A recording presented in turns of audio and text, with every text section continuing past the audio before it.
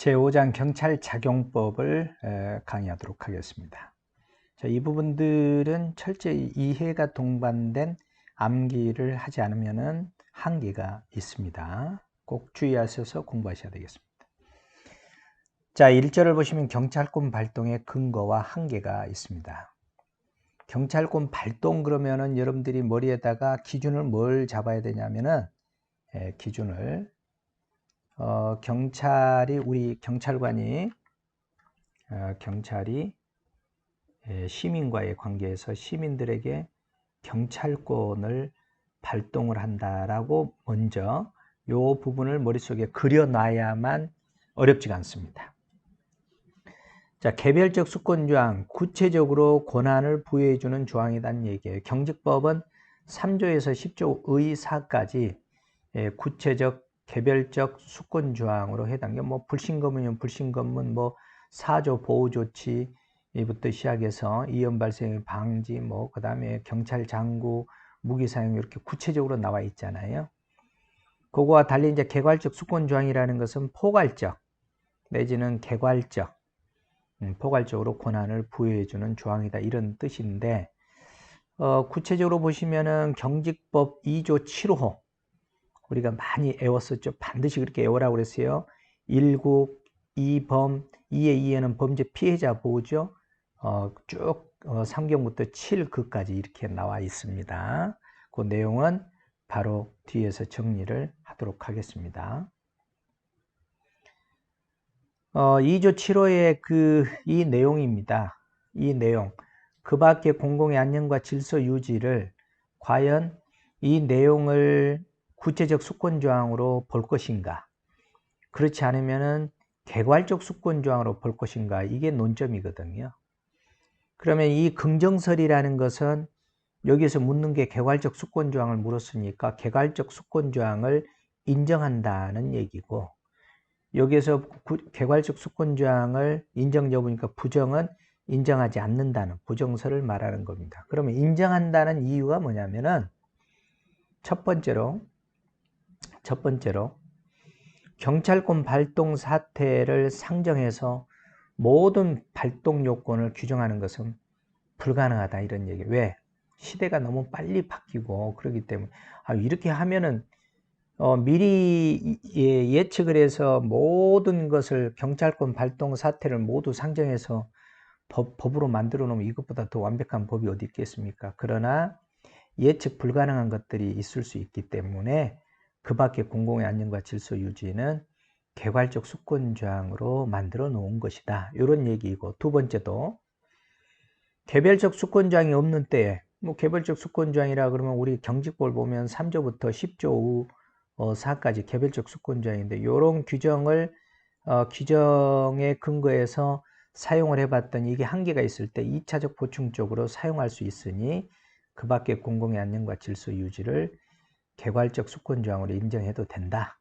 이런 논리이고, 세 번째는 경찰권 발동 남용 가능성은 조리상의 한계 등으로 통제를 할 수 있다 이런 얘기예요. 무슨 얘기냐면은 개괄적 수권조항을 넣었어도 조리상의 한계에는 나중에 나옵니다만은 경찰권 발동은 소극적으로 책임자에게만 공공원칙 입각에서 비례원칙 입각에서 평등하게 해야 된다. 이런 거잖아요. 요거를 한계니까 넘어가면은 요것도 이 법에 문제가 발생할 수 있는, 이렇게 장치를 해놨으니 상관없다. 만약에 남용을 하는 경우에는 사법적 심사의 대상이 돼서 학설 판례로서 불확정 개념을 특정할 수 있는 이런 가능성이 있기 때문에 개괄적 수권조항을 인정해도 무리는 없다 라는 주장설입니다.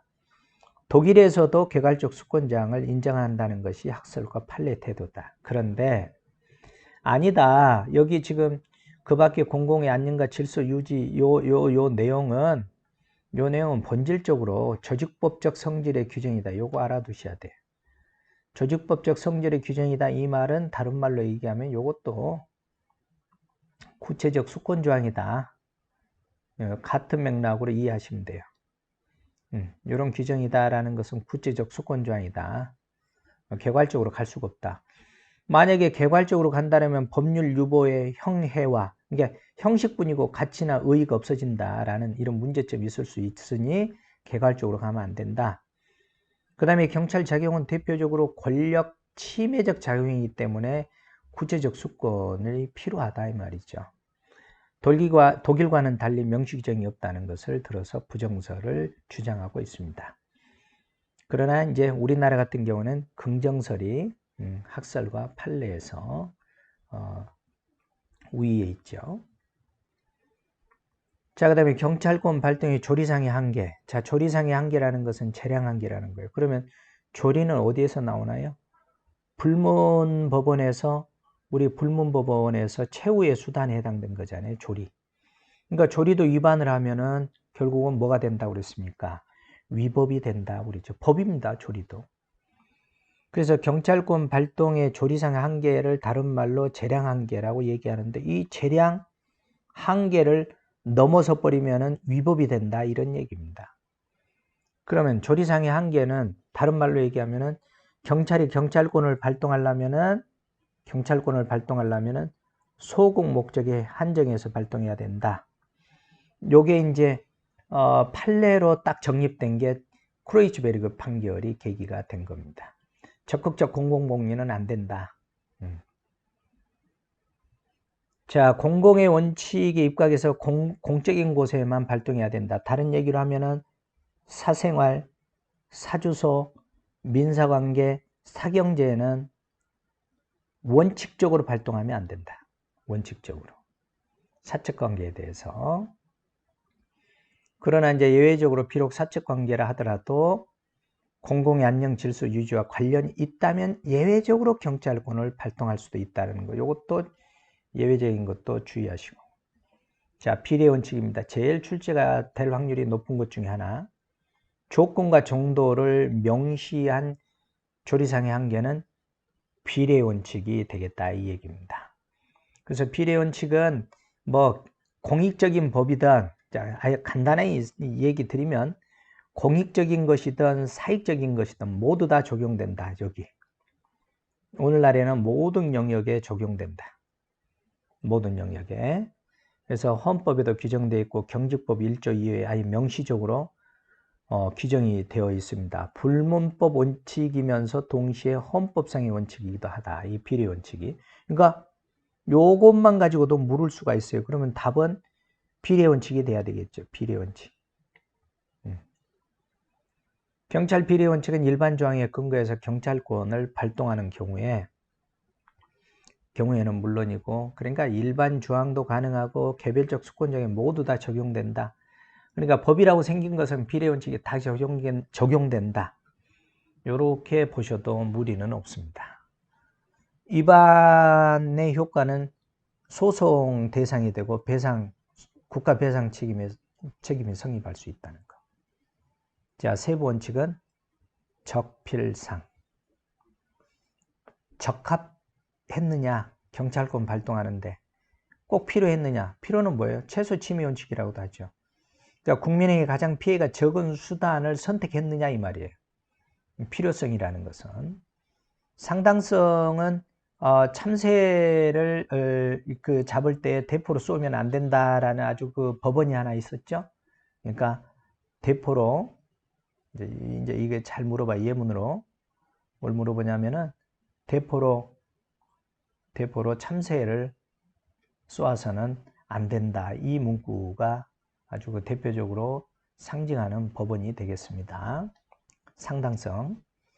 그래서 비례 원칙을 충족하려면 세부 원칙 모두 이게 아주 중요하죠. 하나라도 결여하면 안 돼. 모두 충족되어야만 비례 원칙이 어긋나지 않는 겁니다. 왜? 비례 원칙은 다른 말로 얘기하면은 과잉 금지의 원칙이라고 말할 수가 있어요. 그러니까 조건과 정도를 여기에서 이제 비례 원칙에서 여기 보시면 조건과 정도를 명시한 것이죠. 조심하시기 바랍니다. 자, 책임의 원칙이 나옵니다. 책임의 원칙. 원칙적으로 경찰 위반 상태에 있는 자에게만 원칙입니다. 발동을 해야 됩니다. 이건 다른 말로 얘기하면 경찰 위반 상태에 있는 사람이니까 경찰 책임자가 되겠죠. 이 사람에게 원칙적으로 발동을 해야 되는데 예외적으로는 이렇게 비장애 또는 비책임자에 대해서도 발동할 수 있다. 그 이유는 긴급한 사태에 있을 때 어떤 경우이냐면은 경찰 위반 상태에 있는 자에게만 그러면 현재 지금 칼 들고 길거리에 서 있는 사람들, 서서 막 길 지나가는 행위를 위협하는 이런 경우를 경찰 위반 상태에 있는 자라고 말해요. 그런데 그거 모르고 옆에를 그 칼을 들고 다른 사람을 위협하는 사람이 여기에 있는데 이 사람은 지금 위반 상태에 있는 자이잖아요. 그런데 못 모르고 이제 이렇게 남녀가 데이트를 하면서 지나가요. 이 사람들은 비책임자잖아요. 이 사람들은 비책임자. 그럼 과연 이 사람들에게 경찰권을 발동할 수 있느냐? 예외적으로 여기를 지나가면은 나중에 위험이 초래될 수 있기 때문에 이런 데이트를 하는 이 친구들에게도 경찰권이 예외적으로 긴급 사태일 때는 발동할 수 있다. 이런 얘기입니다. 자, 경찰 책임은 고의과실, 위법성, 유무, 위험에 대한 인식, 이런 의식 등을 묻지 않는다 이 말이죠. 위험이라고 생각합니까? 안 합니까? 생각하면은 가지 마시고 안 하면 가세요. 이렇게 할 필요는 없다 이 얘기예요. 경찰관이 판단해서 경찰권 발동하는 겁니다. 이런 얘기입니다. 그래서 모든 자연인은 경찰 책임자가 될 수 있습니다. 다시 말하면은 행위 능력이 있든 없든, 불법 행위 능력이 있든 없든, 형사 책임이 있든 없든, 국적이 우리나라 국적이든 아니든 정당한 권한이 있든 없든 문제가 되지, 이 문제가 되지 않는다 이런 얘기입니다. 문제가 안 된다. 자, 행위 책임과 상태 책임이 있는데 어쩔 때는 행위 책임, 어떨 때를 상태 책임이라 그러냐? 자기나 자기 보호 감도가 있는 자의 행위로 인해서 질서 위반의 상태가 발생한 경우에 지는 경찰상 책임입니다. 그러니까 자기나 자기 보호와 있는 자의 행위로 인한 거죠. 행위 책임이죠. 그러니까. 상태 책임은 대표적으로 이제 그 이해문을 들어보면 이해가 더 빨라져. 강아지가 행인을 공격을 했어요. 그럼 행위를 공격하면 강아지에게 책임을 물을 수는 없잖아요. 어떤 상태입니까? 강아지가 행인을 공격한 상태이죠. 이럴 때에 주인이 책임을 진다. 이럴 때를 상태 책임이라고 그래요. 고의과실 따지지 않아요. 고의과실 따지면은 뭐 주인 하나도 책임 안 지겠죠. 왜 강아지 물 줄 몰랐다. 행인을 물 줄을 몰랐다. 그런데 물었다. 만약에 고의과실을 따진다라면은 주인은 책임을 지을 수도 있고 안 지을 수도 있잖아요. 그런데 고의과실을 따지지 않고 강아지가 행인을 공격한 자체만으로 주인이 책임입니다. 요거는 자기 책임이 되겠습니다. 대의 책임이 아니에요. 자, 그 다음에 복합적인 책임입니다. 하나 가지고는 아니고 복합적으로 이루어질 때 다수인의 행위, 다수인이 지배하는 물건의 상태로 다수인의 행위, 행위 책임, 상태 책임 이런 것들이 다 나오죠. 이나에 하나의 질서한 위반 상태가 발생한 경우 일부 또는 전체에 대해서 경찰권 발동이 가능하다는 얘기예요. 만약에 행위 책임과 상태 책임이 경합하는 경우에 누구에게 경찰권을 발동하는 게 가장 효과적이겠어요? 행위 책임에게 발동하는 게. 위험 방지에 그러니까 요게 행위 책임자에게 먼저 발동한다 이런 얘기예요. 위험 방지의 효율성과 비례 원칙을 고려해서 상태를 가장 신속하고 효과적으로 제거할 수 있는 위치에 있는 자, 이게 바로 위치에 있는 자가 행위 책임자를 말할 수 있습니다. 자에게 경찰권 발동을 해야 하는 것이 원칙이다 이 말이에요. 그래서 일반적으로 행위 책임자에게 경찰권이 발동이 된다. 이렇게 행위 책임자에게. 이렇게 알아두시면 됩니다. 자, 계속 경찰 책임의 원칙이 나오고 있죠. 이제 요거는 경찰 긴급권입니다. 요 경찰 긴급권. 자, 요것은 잘못했어요. 경찰 긴급권. 요건 뭘 말하냐면은 예외인데 비책임자에게 경찰권을 발동한다라고 이해를 하시면서 문제를 푸시면 돼요. 원래는 경찰 책임자에게 경찰권을 발동하는데 예외적으로 여기 이제 여기 딱 나오잖아요. 경찰 책임자가 아닌 제3자에 대한 경찰권 발동이 가능하다. 이게 경찰 긴급권하고 같은 맥락으로 이해를 하시면 되겠습니다. 목전에 긴박한 유해를 제거할 경우에 하나요. 그러니까 아까 그 칼 들고 있는 사람, 그 다음에 그걸 모르고 두 사람의 남녀가 데이트를 하고 가는 사람, 이 사람이 비책임자이고 이 칼을 들고 있는 이 사람이 책임자잖아요. 원래 이 1번이라는 사람에게 경찰권을 발동해야 되는데 예외적으로 이럴 때 목전에 급박한 위해를 제거하는 경우에 하나예요. 그러니까 긴급한 필요가 있을 때는 이 비책임자에게 경찰권을 발동할 수 있는데 반드시 이 경찰권 발동에는 법령상의 근거가 있어야 됩니다. 자, 여기서 조심할 것은 경찰 긴급권에 관한 일반 규정은 없습니다. 뭐만 있어? 뭐 소방기본법 예문입니다. 이거 하나 예를 들은 법률들이에요. 경범죄처벌법, 경직법 등의 개별 법률에서 규정하고 있습니다. 일반 규정은 없다는 얘기예요. 왜냐하면 긴급하니까 되게 구체적인 법률 근거 없으면은 경찰권 발동하면 안 되겠죠. 그래서 긴급권에 의해서 예외적으로 책임이 없는 자에게 경찰권을 발동하는 경우에 그로 인해서 제3자에게 손실을 입히는 경우에는 보상해 줘야 됩니다. 보상이니까 무슨 보상이에요? 손실 보상을 해줘야 된다. 이런 얘기입니다. 자, 그 다음에 이제 팁으로서 경찰 개입 청구권과 독일의 띠토 판결이 나옵니다. 자, 계속해서 했는데 여기서 좀 구체적으로 보시면 경찰 개입 청구권 이해가 안 가시면 112 신고라고 생각하셔도 돼요. 요즘같이. 경찰권의 부작이요. 부작입니다. 경찰이 적극적으로 안녕과 질서를 유지해야 되는데 안녕과 질서를 유지하지 않는 부작위 등으로 인하여 권익을 침해당한 자가 안녕이나 질서에 침해를 당한 자가 이렇게 이해해도 돼요. 당한 자가 해당 경찰 관청에 대해서 제3자에게 경찰권 발동을 청구할 수 있는 권리에 의미한다. 그럼 제3자란 뭐냐면 안녕이나 질서를 위반한 자, 이 사람이 제3자가 되겠죠. 그럼 위반한 자는 누구에게? 그럼 112 신고를 행하는 사람이 있잖아요. 이 사람이 지금 불안을 느끼니까 112 신고를 했을까요? 경찰 개입 청구를 했잖아요. 누구? 위반한 자를 좀 위반하지 못하게, 그러니까 제3자를 말해요. 3자에게 경찰권의 발동을 청구할 수 있는 권리를 경찰 개입 청구권이라 그럽니다. 그러면 경찰 개입 청구권은 하자가 없는 무하자죠. 하자가 없는 재량 행사 청구권의 법률을 기초로 해서 독일에서 학설 판례로 발전된 개념이 되겠습니다. 이게 바로 이제 띠토 판결이 효시가 되는 것이죠. 띠토 판결이.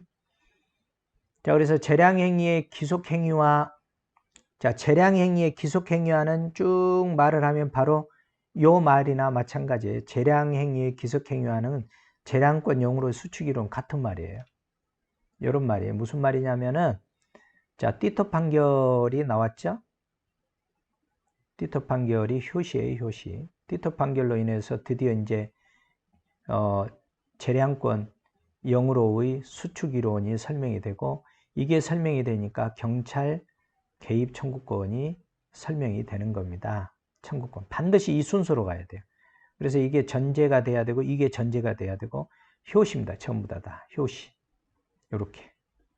그래서 재량권 영으로 수축 이론 이게 영선이죠. 자, 여기는 재량행위에 해당되는 구역이에요. 재량행위. 여기 이 구역이. 여기는 자, 여러분들 어려우니까 다시 조금 배경 약간 들어갑니다. 이건 재량 기속행위에 해당되는 거예요. 기속행위는 다른 말로 의무가 되는 거죠. 이게 이제 재량이 있지도 않고 없지도 않는 영선이죠.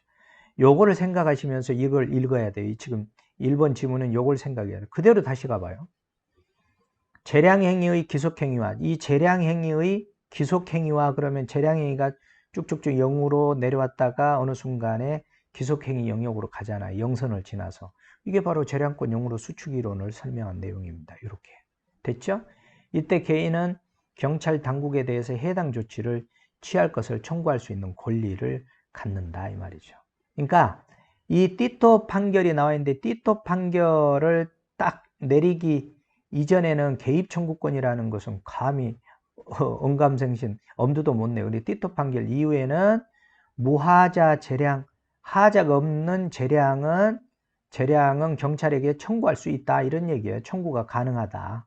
띠토 판결 이후로 이런 부분들을 여러분들이 잘 알아두시고 자, 그 다음에 반사적 이익의 법률상 보호 이익화. 띠토 판결 이전에는 자, 공익적인 부분에게만 경찰권이 발동하는 거 인정했지만은 요 이후에는 공익 플러스 사익 또는 개인적인 것도 모두 인정한다 이런 얘기입니다. 자, 이 부분들도 이론을 요거 가지고도 설명이 안 되면 이론을 들어보시기 바랍니다. 경찰 법규의 목적이 자, 공익 나왔어요, 여기. 보호뿐만 아니라 개개인의 사익, 자, 요거 두 가지 공익, 그 다음에 사익에 보호하는 것도 인정될 경우 경찰 개입 청구권이 인정된다 그랬죠. 이 내용을 여러분들 이 내용을 잘 이해를 하셔야 될 겁니다. 자, 여러분들이 상당히 이 부분을 어려워해서 조금 설명드렸어요.